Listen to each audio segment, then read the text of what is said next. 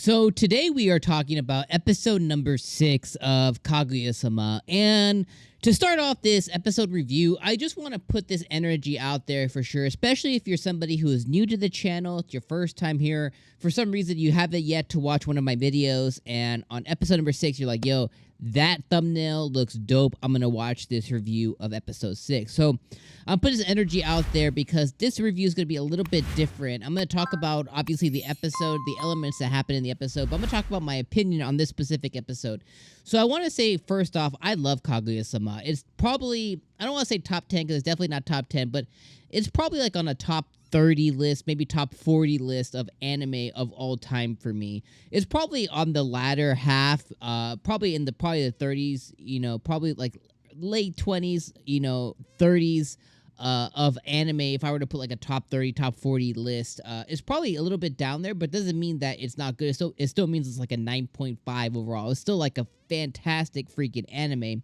And I love Kaguya-sama, and I definitely recommend it to anybody who is into laughing, comedy, and romance. But the romance it's more insinuated than being something that the anime is really focused on, which sounds funny, especially with the season called Ultra Romantic, right?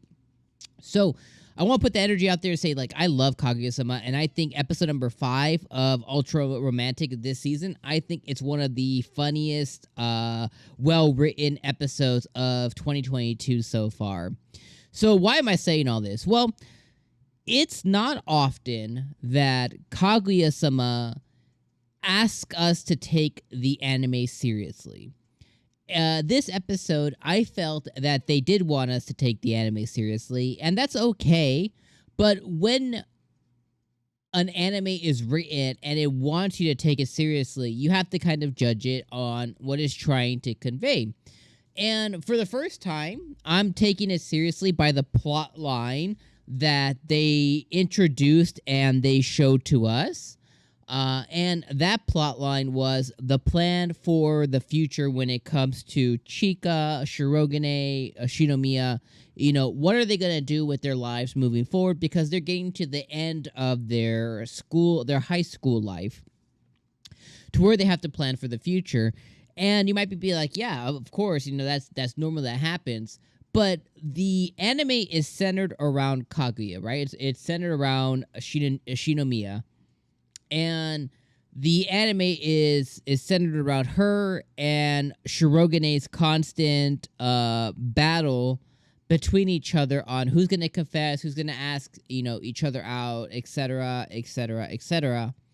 And one of the big plot holes that this introduced was like, are we going to get to the end of their high school life? And we're never going to get a confession or a date. Like, we're never going to get to that point.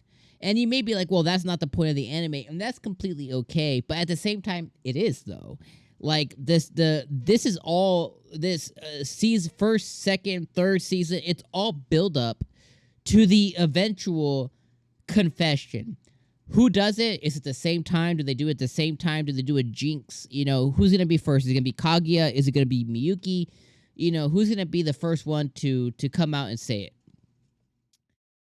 I think this episode made the strides towards that inevitable end.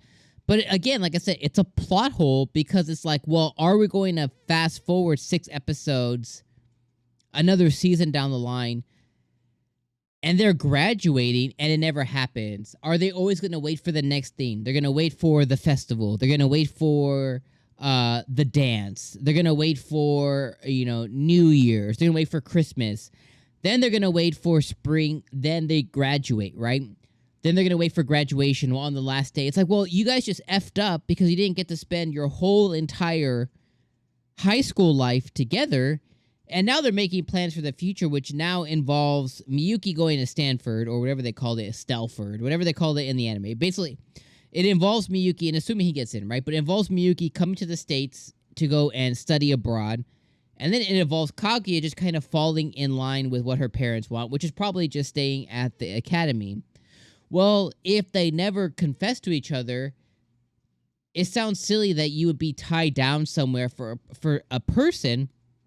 But if they were to make it happen, like right now, this second, right? They have 6 months left of school or whatever it is. If they make it happen right now, then they have 6 months or whatever to decide on what their future may look like together, right? Miyuki may not decide to go abroad. He may want to stay around because of Kaguya, right? He may want to just continue his academy life here and go to the academy university and do whatever he was going to do over there. He could change plans, and a lot of times, changing your plans for the person you're meant to be with for the rest of your life, whether that's Kaguya or not, right, is a very realistic thing. And that could be something that they regret. That could be something that they end up deciding to do, and it being too late because he already has acceptance over to Stanford. Maybe the academy won't accept him anymore. Maybe Kaguya wants to go abroad as well, but she has to apply his whole application process with trying to get into college and university, right? So, like, again, this anime doesn't ask me to take it seriously very often. But in this moment, it said, hey, you, the viewer, you, me, take us seriously. And this is a bunch of the plot holes that I found. Outside of that, this is the good stuff here. That's my only nitpick is, that stuff.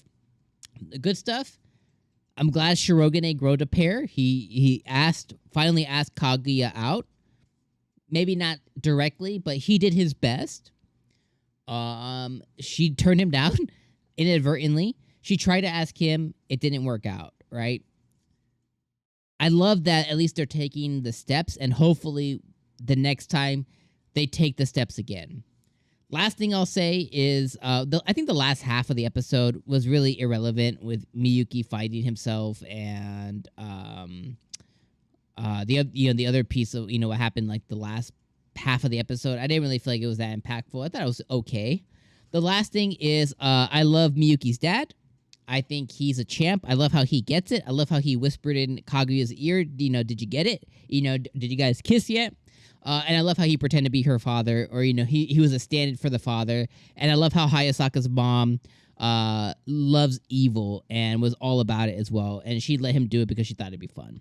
So I thought that was awesome as well. Overall, good episode. It just, for the first time in 40 episodes or something, it asked me to take it seriously. So that's my real opinion on it. Let me know what you guys think about anything that I said here today. Let me know what you guys thought about episode number 6. And let me know what you think will happen. And if, will they get together? Will they get together and will they do it in time? Let me know what you guys think in the comments. All right, my friends, I'll see you guys next week for episode number 7. Peace.